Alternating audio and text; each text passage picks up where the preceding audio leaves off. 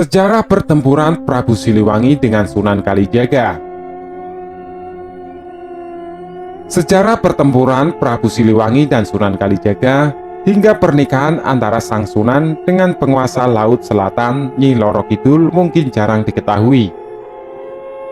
Namun berdasarkan kisah legenda masyarakat, pertempuran Sunan Kalijaga dan Prabu Siliwangi sejatinya bermula dari niat baik Sunan Gunung Jati yang ingin mengislamkan Prabu Siliwangi.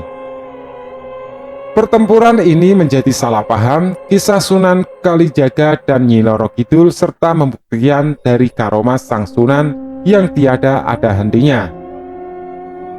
Awal mulanya Sunan Kalijaga bertemu dengan Nyi Loro Kidul yang sejatinya merupakan anak dari Prabu Siliwangi. Dalam perang ini, Pangeran Arya Kemuning, Dewi Mas Gandasari, dan Dimas Roro Kencono Wungu ditugaskan dari Keraton Cirebon untuk mengalahkan kesaktian Prabu Siliwangi. Namun karena kesaktian Prabu Siliwangi dan juga sangat ahli dalam hal strategi perang, dengan mudahnya utusan dari Cirebon tersebut dikalahkan dan akhirnya menimbulkan pertempuran kedua belah pihak. Sunan Kalijaga yang ditugaskan oleh Sunan Gunung Jati untuk menghadapi Sang Prabu pun tak bisa mengalahkan Sri Paduka Maharaja atau Raja Pemanah Rasa, sebut lain Raja Pajajaran. Berkat karomah Sunan Kalijaga, dengan berdoa kepada Allah Subhanahu wa Ta'ala untuk meminta petunjuk, maka diutuskah kembali Sunan Kalijaga oleh Sunan Gunung Jati untuk mendatangi istana Ratu Kidul di pantai selatan. Di sana Sunan Kalijaga diutus untuk meminjam senjata berupa tombak Karera Reksa. Alasan Sunan Gunung Jati untuk meminjam pusaka tersebut karena menurut Sunan Gunung Jati, hanya pusaka itu yang mampu mengalahkan Sang Prabu. Sesampainya di pantai selatan, permintaan Sunan Kalijaga ditolak oleh Ratu Kidul karena dia tidak membawa bukti langsung dari Sunan Gunung Jati. Merasa tidak mendapatkan hasil, maka Sunan Kalijaga membawa Kanjeng Ratu Kidul untuk menghadap Sunan Gunung Jati. Di hadapan Sunan Gunung Jati, Ratu Kidul merasa malu karena dia tahu bahwa Sang Sunan pasti bisa membaca pikirannya. "Wahai putri Prabu Siliwangi, hanya engkaulah yang mampu mengalahkan kesaktian ayahmu. Maka dengan segala hormat, pinjamkanlah Kalijaga tombak pusakamu yang bernama tombak Karera Reksa," kata Kanjeng Sunan Gunung Jati.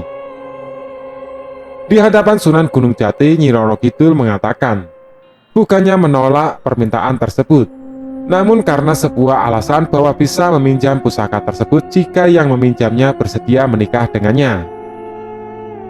Dengan tertawa kecil, Sunan Gunung Jati pun berkata pada Sunan Kalijaga, "Wahai Kalijaga, sesungguhnya tiada yang lebih mulia kecuali berpegang pada keagungan syiar Islam. Pilihlah dengannya Ratu Kidul atas nama Islam dan bukan karena nafsu," ujar Kanjeng Gunung Jati.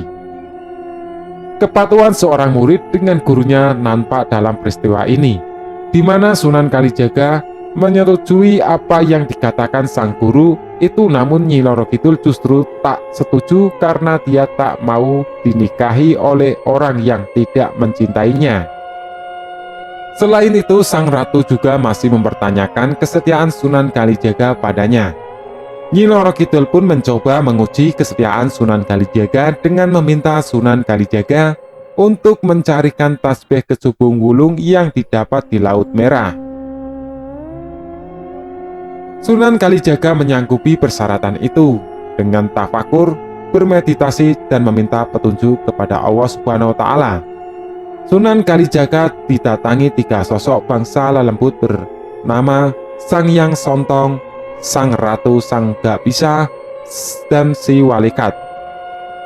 Sesampainya di pinggir Laut Merah, keempat orang yang barusan datang tadi langsung disambut pendamping Ratu Bilqis dari bangsa siluman.